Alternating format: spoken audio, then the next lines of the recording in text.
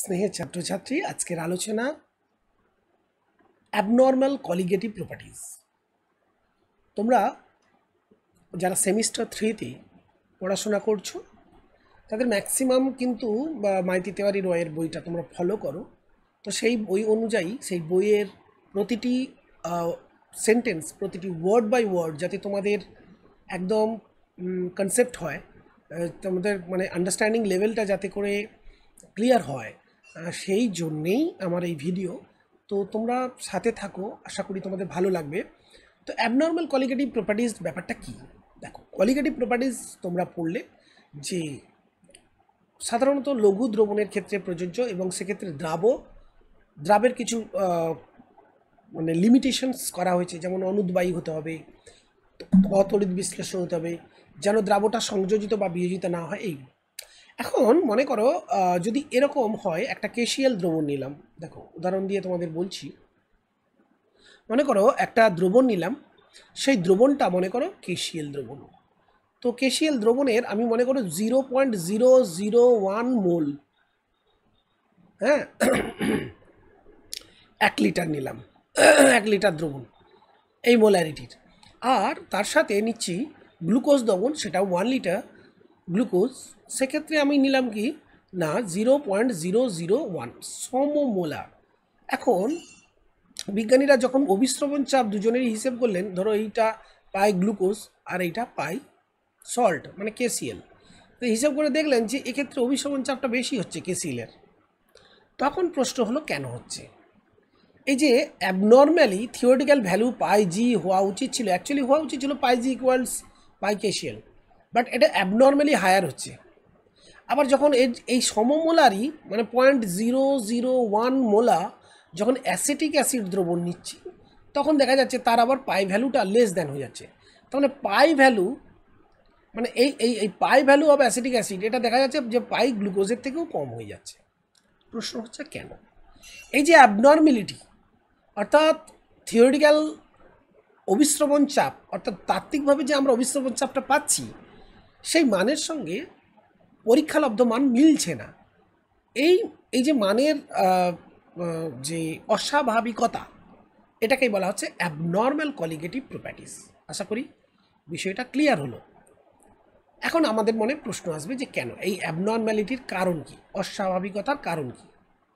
খুব সিম্পলি দেখো, আমরা যদি বলি যে কেসিএলের ক্ষেত্রে যদি আমি বলি, দেখো কেসিএল নর্মালি একটা যদি 1 মোলার কেসিএল নেওয়া হয়, তাহলে অ্যাভোগাড্রো সংখ্যক কেসিএল আমরা কি বলতে পারি, এটা একটা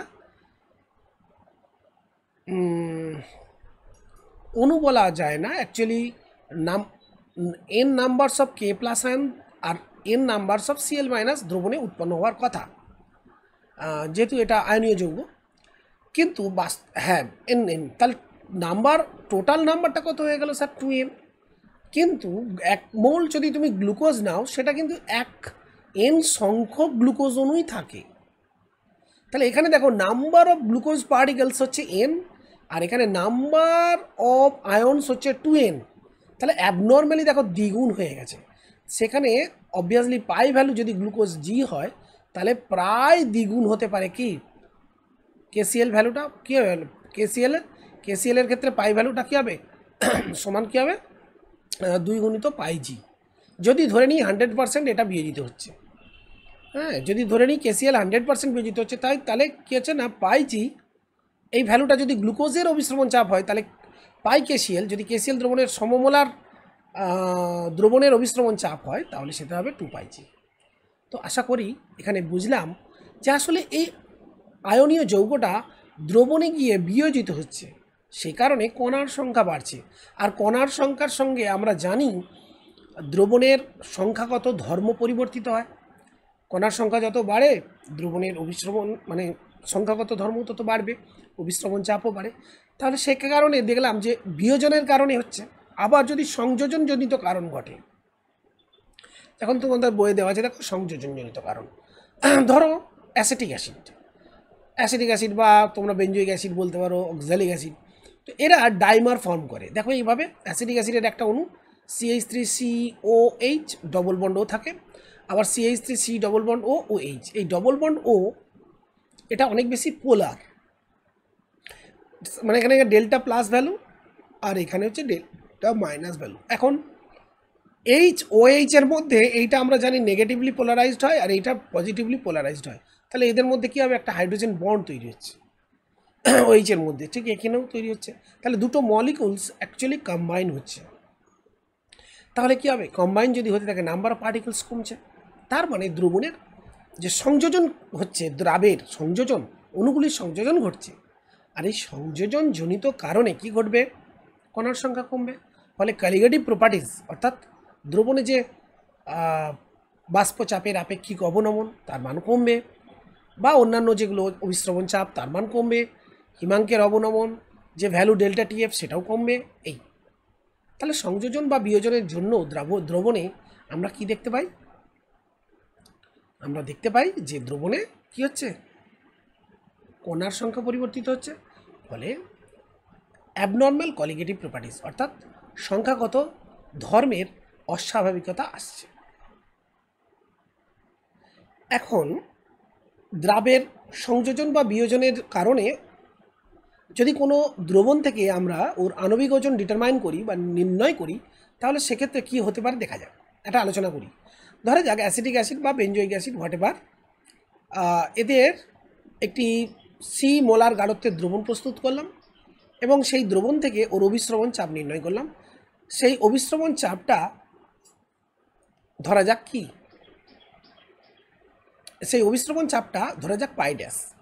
এখন গ্লুকোজের একটি দ্রবণ সমমোলার C মোলার গাঢ়ত্বের দ্রবণ, তার অভিস্রবণ চাপ আমরা পাই সমান CRT, সেখান থেকে ওই দ্রবণের পাই নির্ণয় করলাম। তাহলে এটা হচ্ছে আমার থিওরিটিক্যাল ভ্যালু। তাহলে এই ভ্যালুর সঙ্গেই আসলে এই যে দ্রবণ আমরা আলোচনা করলাম, ধরো অ্যাসিটিক অ্যাসিড যেটা সংযোজিত হয় অণুগুলো, দ্রাবের অণুগুলো, তার যে অভিস্রবণ চাপ অ্যাকচুয়ালি সমান হওয়া উচিত ছিল, কিন্তু সমান হচ্ছে না কেন, যেহেতু দ্রবণে কণাগুলো সংযোজিত হয়। তাহলে আমরা তুলনা করে বলবো যে পাই ড্যাশের মান কী হবে না, যেহেতু সংযোজিত হচ্ছে কণার সংখ্যা কমছে, তাহলে পাই ড্যাশের মানটা কী হবে স্যার, কম হবে। পাই ড্যাশের মান কম হবে আর পাই এর মান বেশি হবে। এখন এই দ্রবণটার আমরা এক্সপেরিমেন্টাল ভ্যালু মনে করো পাই ড্যাশ পেয়েছি, কোন দ্রবণ না, ধরো অ্যাসিটিক অ্যাসিডের একটা জলীয় দ্রবণ যার মোলার গাঢ়ত্ব C ড্যাশ, যার মোলার গাঢ়ত্ব C নট C ড্যাশ, আমরা সমমোলার নিচ্ছি, এখানেও C এখানেও C। তাহলে আমরা এখান থেকে যে এক্সপেরিমেন্টাল ভ্যালুটা পাইছি পাই এক্সপেরিমেন্টাল EXP, আর এটি যদি পাই থিওরিটিক্যাল ভ্যালু, সেটা রেশিও করলে কী দাঁড়াচ্ছে না M/M ড্যাশ, পাই সমান CRT W/MRT, এখানে W/M ড্যাশ RT।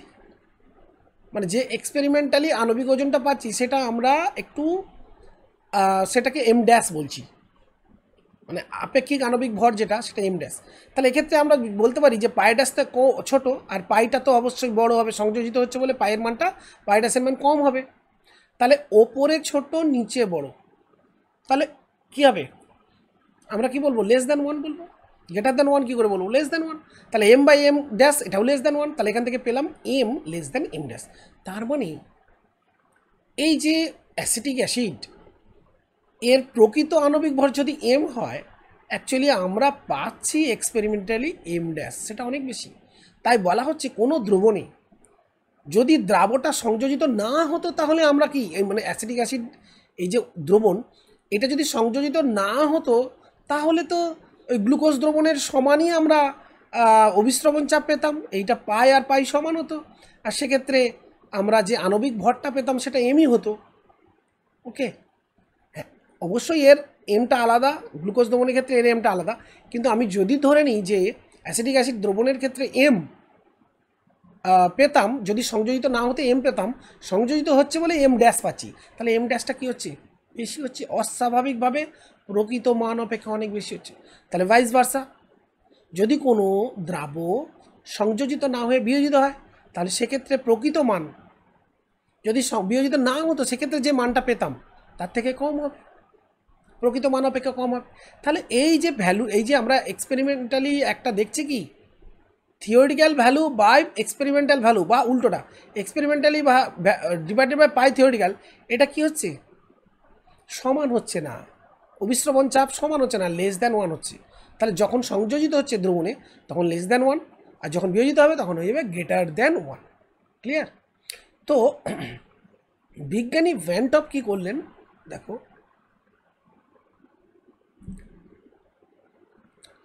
যেহেতু দেখো এই পাই ড্যাশ ভ্যালু এটা এক্সপেরিমেন্টাল ভ্যালু আর পাই হচ্ছে আমার থিওরিক্যাল ভ্যালু, এটা যদি সমান হতো তাহলে সেক্ষেত্রে আমরা বলতাম যে ভ্যান টপের সূত্রকে ফলো করেছে।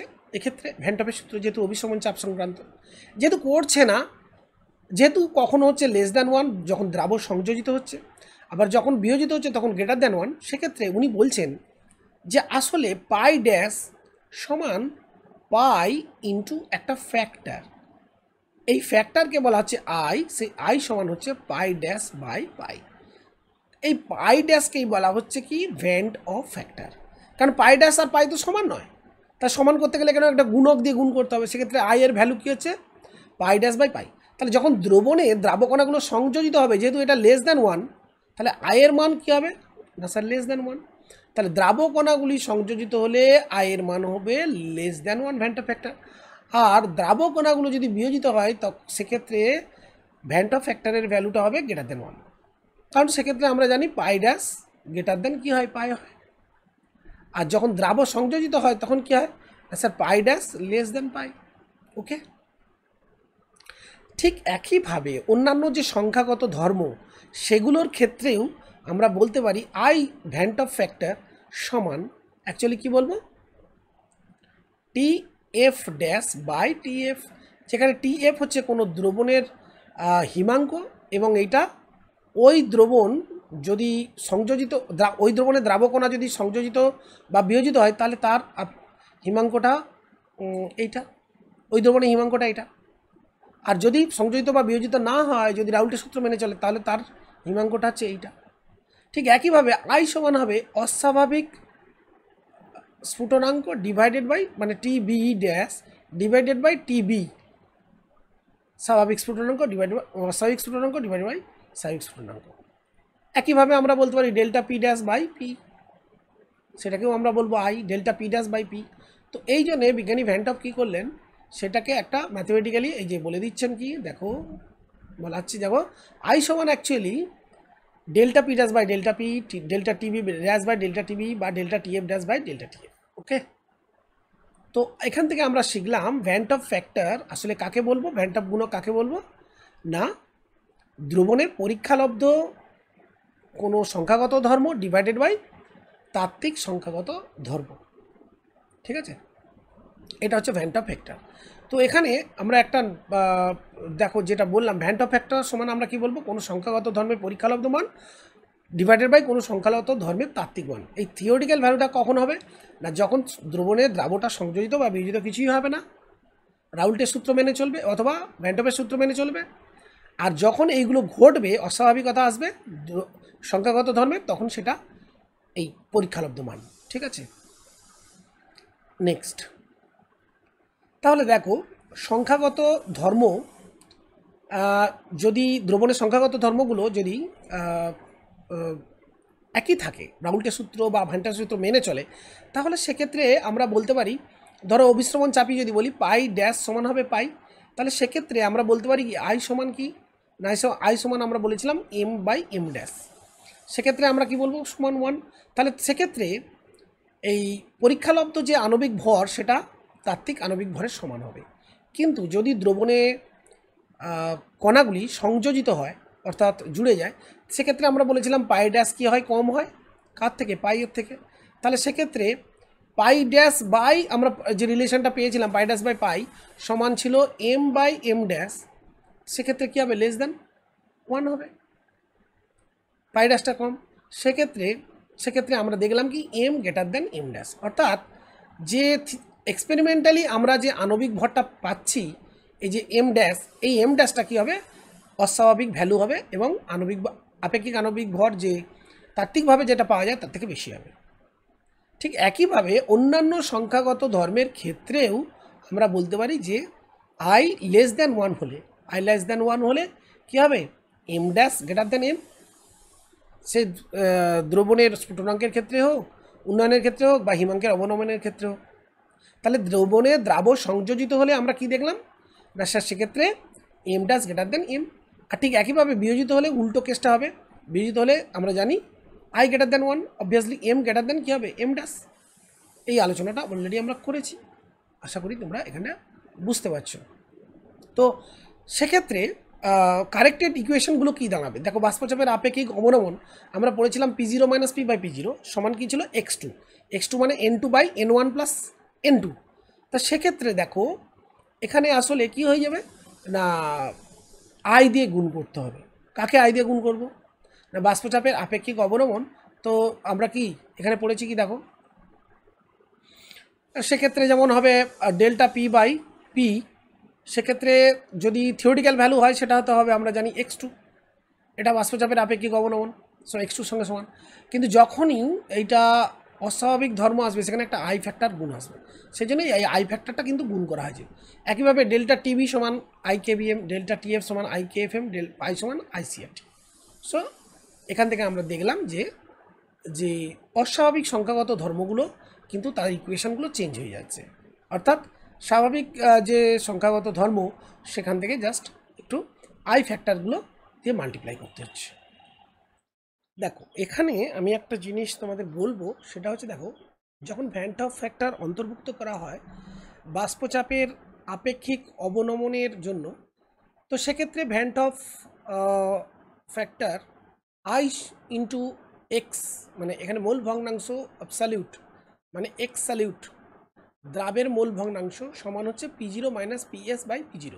মানে PS হচ্ছে দ্রবণের বাষ্পচাপ আর P0 হচ্ছে বিশুদ্ধ দ্রাবকের বাষ্পচাপ। তো সেক্ষেত্রে আই হচ্ছে এক্ষেত্রে ভ্যান টপ ফ্যাক্টর। তাহলে এক্স দ্রাব সমান আবার কি বলতে পারি, এন দ্রাব ডিভাইডেড বাই এন দ্রাব প্লাস এন দ্রাবক, তার মানে সিম্পলি আমরা বলতে পারি N2 by N1 plus N2, তার আগে একটা আই। তার মানে এক্ষেত্রে আমরা বলতে পারি delta P by P0 equals, so this will be N1 plus N2 the corrected equation. কিন্তু তোমাদের বইয়ে দেখো মাইতি তিওয়ারির বইয়ে এরকম লেখা আছে ডেল্টা পি বাই P0 সমান IN2 by N1 plus IN2। তো এই রিলেশনটা আমি কোনো বইয়েতে কোনোভাবে কোথাও আমি পাইনি, কাজে এটা আমার কাছে গ্রহণযোগ্যতা নেই। আমি মনে করি যে this is the right equation. তো আমি তোমাদের সাজেস্ট করব তোমরা এই ইকুয়েশনটা ফলো করেই কিন্তু প্রবলেমগুলো সলভ করবে। তো নেক্সট দেখো একটা উদাহরণ দেওয়া আছে, দেখো যে ভ্যান টপ ফ্যাক্টর যদি আই বলি, তাহলে ধরো BaCl2। তো BaCl2-র ক্ষেত্রে দেখো BaCl2 যদি সম্পূর্ণভাবে আয়নিত হয় তাহলে BaCl2-র ক্ষেত্রে কী হবে, একটি কণা তিনটি কণার একটি অণু তিনটি কণায় রূপান্তরিত হবে। NaCl যদি সম্পূর্ণ বিয়োজিত হয় একটি কণা দুটি, তাহলে আই ফ্যাক্টর এখানে 2 বসাবো। BaCl2-র ক্ষেত্রে এখানে আই সমান 3 বসাবো, বাকি অ্যাজ ইউজুয়াল। ওকে, তো আমরা এবার ভ্যান টপ গুণক এবং দ্রাবের আয়নায়ন মাত্রার সঙ্গে একটা সম্পর্ক খোঁজার চেষ্টা করব। দেখো দ্রাবের আয়নায়ন মাত্রা ব্যাপারটা কি না, দেখো আমরা জানি যে কোনো তড়িৎ বিশ্লেষ্য ক্লাস সেমিস্টার 1-এ পড়েছি, কোনো তড়িৎ বিশ্লেষ্য পদার্থের মোট পরিমাণের যত ভগ্নাংশ আয়নিত হয়, অর্থাৎ ধরা যাক কোনো পদার্থের 1 মোল যদি আলফা মোলে বিয়োজিত হয়, মানে 1 মোলের আলফা মোল যদি বিয়োজিত হয়, যেখানে আলফা অবশ্যই লেস দ্যান 1, সেক্ষেত্রে ওই আলফা হলো ওই দ্রাবের বিয়োজন মাত্রা। তাহলে কোনো তড়িৎ বিশ্লেষ্যের দ্রবণে দ্রাব যদি আলফা মোল 1 মোলের মধ্যে আলফা মোল যদি বিয়োজিত হয় তাহলে সেটা হচ্ছে তার বিয়োজন মাত্রা। এখন তড়িৎ বিশ্লেষ্যের একটি সংকেত এককের বিয়োজনে যদি n সংখ্যক আয়ন উৎপন্ন হয়, মানে কি, মানে মনে করো একটি তড়িৎ বিশ্লেষ্য যার ফর্মুলা হচ্ছে AN দিয়ে দ্রবণ তৈরি করেছে, সে কি করলো, দ্রবণে গিয়ে n সংখ্যক A পার্টিকেলসে বিয়োজিত হয়ে গেল। তাহলে সেক্ষেত্রে বলা হচ্ছে যে একটি সংকেত এর একক বিয়োজনে একটি সংকেত এককের বিয়োজনে n সংখ্যক একক তৈরি হচ্ছে, বা n সংখ্যক আয়ন বা n সংখ্যক পার্টিকেলস তৈরি হচ্ছে। তাহলে সেক্ষেত্রে বলা হচ্ছে বিয়োজন মাত্রা হবে আলফা সমান স্যার I-1 বাই n-1। তাহলে ওখান থেকে আমরা বলতে পারি I সমান 1 প্লাস আলফা ইন্টু n-1। এই হচ্ছে সম্পর্কটা। তাহলে একটা উদাহরণ যদি ধরা যায়, এবি সংকেত বিশিষ্ট একটা যৌগ যেমন NaCl KCl, তাহলে তাদের ক্ষেত্রে দেখো একটা একক সংকেত একক বিয়োজিত হয়ে তৈরি করবে দুটি। তাহলে এখানে আই ভ্যালু জায়গায় আমরা 2 বসাতে পারবো, সরি এনের জায়গায় 2, এক্সট্রিমলি সরি ফর দ্যাট, এনের জায়গায় বসাবো 2। তাহলে আলফা সমান হবে কি I-1/2-1, আলফা সমান কি I-1/n-1, এনের জায়গায় 2, তার মানে হবে I-1। এবার আলফা আমরা অসওয়াল্ডের লঘুকরণ সূত্রে যে বিয়োজন মাত্রা বের করার যে সূত্র শিখেছিলাম, সেখান থেকে আলফা যদি বের করি তাহলে ভ্যান্টা ফ্যাক্টরও কিন্তু পেয়ে যাব। অথবা ভ্যান্টা ফ্যাক্টর যদি আমরা এক্সপেরিমেন্টালি বের করতে পারি এর ভ্যালুটা, তাহলে সেক্ষেত্রে আলফা ভ্যালুটা আমরা পেয়ে যাব। হ্যাঁ, যেটা বলছিলাম, যদি কোনো সল্ট ধরো NaCl বা KCl বা K3 পটাশিয়াম ফেরোসাইনাইড, এরা যদি দ্রবণের সম্পূর্ণ মাত্রায় বিয়োজিত হয়, তাহলে সেক্ষেত্রে স্যার আলফা সমান কত হবে 1। 100% আনিত মানে কি 100/100 মানে 100 মানে 1, 100/100 মানে 1। তো সেক্ষেত্রে আলফা সমান যে আমরা শিখেছিলাম I-1/n-1, এটা যদি 1 হয় তার মানে I সমান তখন n। ঠিক সেই কারণেই NaCl এর ক্ষেত্রে আমরা n ভ্যালু যেহেতু 2 পাই, I সমানও 2 হয়। ওকে, নেক্সট আমরা যেটা জানবো সেটা হচ্ছে, দেখো এখানে বলা হচ্ছে, তাহলে আমরা দেখলাম যে সোডিয়াম ক্লোরাইড যদি একটা লবণের কথা আমরা ভাবি, তাহলে সোডিয়াম ক্লোরাইডের এই লবণ আমরা যদি কি করি না, ধরো আমি 0.1 মোলার একটা NaCl এর দ্রবণ আমি কি করলাম, তার অভিস্রবণ চাপ গণনা করছি। তো সেক্ষেত্রে অভিস্রবণ চাপ আমরা যদি গ্লুকোজেরই সমমোলার নিই, তাহলে সেক্ষেত্রে পাই গ্লুকোজ এর অভিস্রবণ চাপ যদি A ইউনিট হয়, মানে A একক হয়, তাহলে NaCl এর ক্ষেত্রে যেহেতু দ্বিগুণ হচ্ছে, তাহলে সেক্ষেত্রে প্রায় কী হবে, এটা 2A হবে। আর যদি ধরে নিই যে এটা 100% আয়নিত হচ্ছে, কিন্তু বাস্তবে NaCl এর অণু 100% বিয়োজিত হয় এটা হয় না। যত অবশ্যই গাঢ়ত্ব বাড়ে এই 100% বিয়োজনটা হয় না। তো এবার সেটা এক্সপেরিমেন্টালি আমরা যদি বলতে চাই, মানে এগুলো এটা হিসাব করতে পারি। দেখো এক্সপেরিমেন্টালি কীভাবে একটা হিসাব করতে পারি, ধরে যাক 0.1 NaCl আমি নিলাম। এখন ওই দ্রবণের হিমাঙ্কের অবনমন থিওরিটিক্যালি গ্লুকোজের ক্ষেত্রে দেখা যাচ্ছে 0.37, তাহলে এর কাছাকাছি হওয়া উচিত। কিন্তু বাস্তবে দেখা যাচ্ছে যে ওই ভ্যালুটা কত হচ্ছে না, কাঙ্ক্ষিত যে মান সেই তার থেকে দ্রবণে হিমাঙ্ক অবনমনের পরীক্ষালব্ধ মান মানে পরীক্ষালব্ধ মানটা হচ্ছে 0.35, মানে থিওরিটিক্যালি পাওয়া উচিত 0.37, হওয়া হচ্ছে 0.35।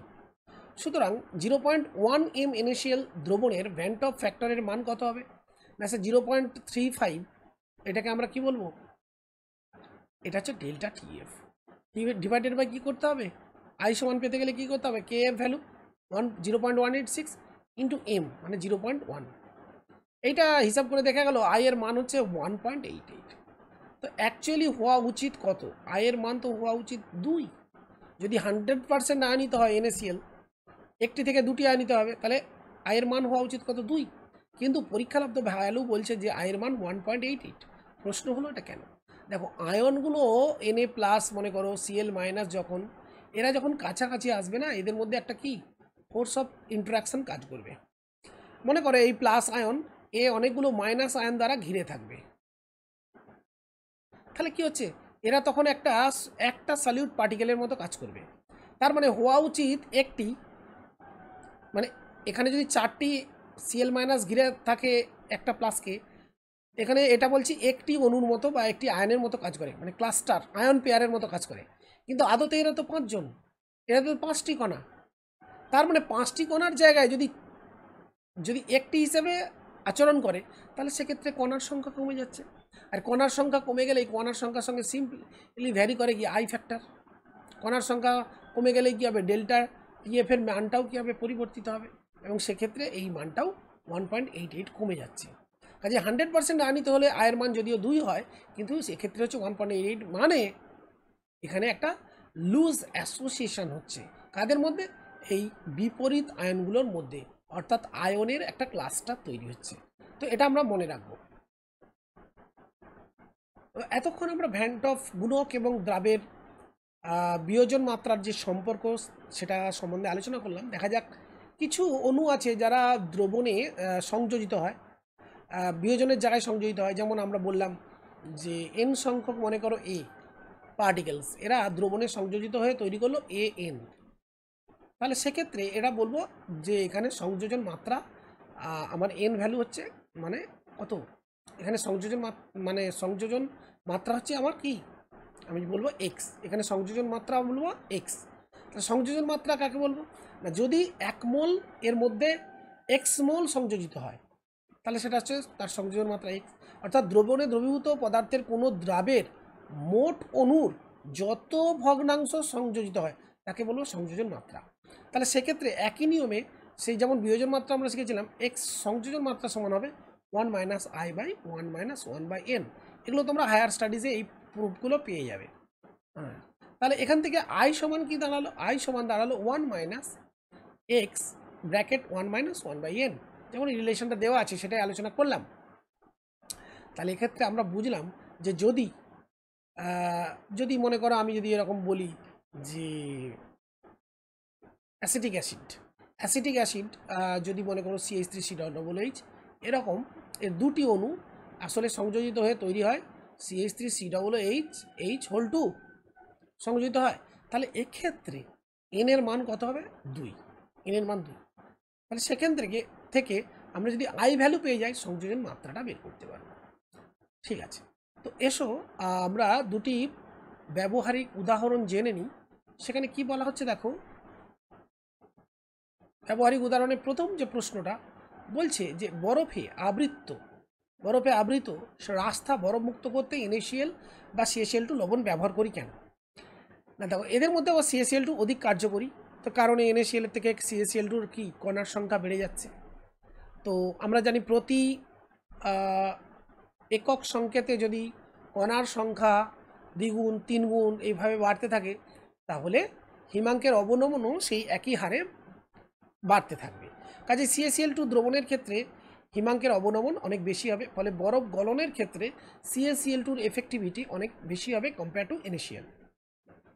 আবার যদি সোডিয়াম সালফেট ব্যবহার করি Na2SO4, সেটাও করা যেতে পারে। তার যদি 100% বিয়োজন হয় তাহলে তো আরও উত্তম। তাহলে সেক্ষেত্রে প্রায় 3 গুণ হিমাঙ্কের অবনমন ঘটবে। ফুটন্ত জলে সামান্য NaCl যোগ করলাম, তাহলে ফুটন্ত জলের স্ফুটনাঙ্ক তো বাড়বে, এবার এটা প্রায় দ্বিগুণ বাড়বে, delta B TB KB into M. এখানে যেহেতু আই ফ্যাক্টরটা আছে, ডেল্টা টিবি সমান আই কেবি এম, তাহলে এখানে আই ভ্যালু প্রায় 2 আসবে। NaCl যদি 100% বিয়োজিত হয় তাহলে সেক্ষেত্রে NaCl যোগ করলে যেহেতু এন ভ্যালু কত, এন ভ্যালু এখানে 2, মানে একটা একক কী হচ্ছে, দুটি এককে বিয়োজিত হচ্ছে। তাহলে সে যেহেতু আমার আলফা ইজিক্যাল টু 100% আমি যদি ধরে নিই তাহলে সেক্ষেত্রে আমার এন ইজিক্যাল টু আই, তার মানে আই এর ভ্যালু 2, তার মানে ডেল্টা টিবি সমান কী হবে না আই এর জায়গায় 2 ইন্টু কেবি ইন্টু এম। তার মানে নর্মালি যেটা হওয়া উচিত, বিশুদ্ধ জলে মানে গ্লুকোজ বা এই জাতীয় যোগ করলে সমমোলার, তার প্রায় দ্বিগুণ ডেল্টা টিবি, মানে স্ফুটনাঙ্কের উন্নয়ন প্রায় দ্বিগুণ হবে, এটাই বলতে চাইছি। সমুদ্রের জল পান করা উচিত নয়, এটা একটা পয়েন্ট। মানবদেহে কোষের তরলে যে সাইটোপ্লাজম আছে না মানবদেহে, যে সেখানে একটা তো লবণের কি আছে, স্বাভাবিক গাঢ়ত্ব আছে। তো সমুদ্রের জলের তুলনায় সেটা অনেক কম, অর্থাৎ সমুদ্রের জলের যে অভিস্রবণ চাপ সেটা অনেক কম, অনেক বেশি গাঢ়। আর মানবদেহের যে সাইটোপ্লাজম সেখানে অভিস্রবণ চাপটা তুলনায় বেশি। এটা হচ্ছে সেল, আর এটা হচ্ছে কি যে সমুদ্রের জল, sea salt water, sea water আমরা বলতে পারি। কাজে কী হবে, এই সেল থেকে যে সাইটোপ্লাজমের যে ওয়াটার সেটা কী হবে, সি ওয়াটারের দিকে ধাবিত হবে। সমুদ্র জলের সাপেক্ষে কি এটা হাইপোটনিক। মানবদেহের কোষের তরল, এটা হাইপারটনিক হবে। আর মানবদেহের কোষের তরল সমুদ্রের জলের সাপেক্ষে, হ্যাঁ একটু কারেকশান করি, দেখো মানবদেহের যে সেল, এই সেলের আসলে অভিস্রবণ চাপটা কম হবে, যেহেতু এখানে স্যালাইনিটি কম আর এখানে স্যালাইনিটি অনেক বেশি, লবণাক্ততা অনেক বেশি, অবভিয়াসলি পাই হাই, তাহলে কাজে এইটা হাইপোটনিক। কাজেই আমরা জানি যে সমান করার জন্য কি করবে, যখনই সি ওয়াটারের সংলগ্ন আসবে তখন এখানে কি হবে, সি ওয়াটারে বেরিয়ে যাবে এর কি কেমিক্যাল পোটেনশিয়ালটা হাই, এর অবশ্যই কেমিক্যাল পোটেনশিয়াল হাই, সেই জন্য কী হবে ওয়াটারটা বেরিয়ে যাবে। অর্থাৎ এটা হাইপোটনিক, অভিস্রবণ চাপ কম কিন্তু কেমিক্যাল পটেনশিয়াল হাই। তা আমরা অভিস্রবণ চাপ দিয়ে যদি বলি তাহলে যেখানে গাঢ় দ্রবণ সেখানে বিশুদ্ধ দ্রাবক গিয়ে কী করবে, এর অভিস্রবণ চাপটা কী করবে, কমাবে, কাজে এটার সঙ্গে সমান হবে। তো সেই জন্য সিম্পলি বলতে পারি যে এই সেল থেকে সাইটোপ্লাজমের ওয়াটারটা বেরিয়ে যাবে, তার মানে ডিহাইড্রেশন ঘটবে। তো এই জন্যে কোনো ব্যক্তি সমুদ্রে জল পান করা, সে যত তৃষ্ণার্ত হোক না কেন, সেটা তার শরীরের জন্য অনেক ক্ষতিকর। সবাইকে আজকে লেসনে অনেক অভিনন্দন জানাই, তোমরা ক্লাসটা করছো, ভালো লাগছে আমার, এবং কমেন্ট করছো, পরামর্শ অবশ্যই দেবে। সবাইকে আবার অভিনন্দন জানিয়ে ক্লাস শেষ করছি।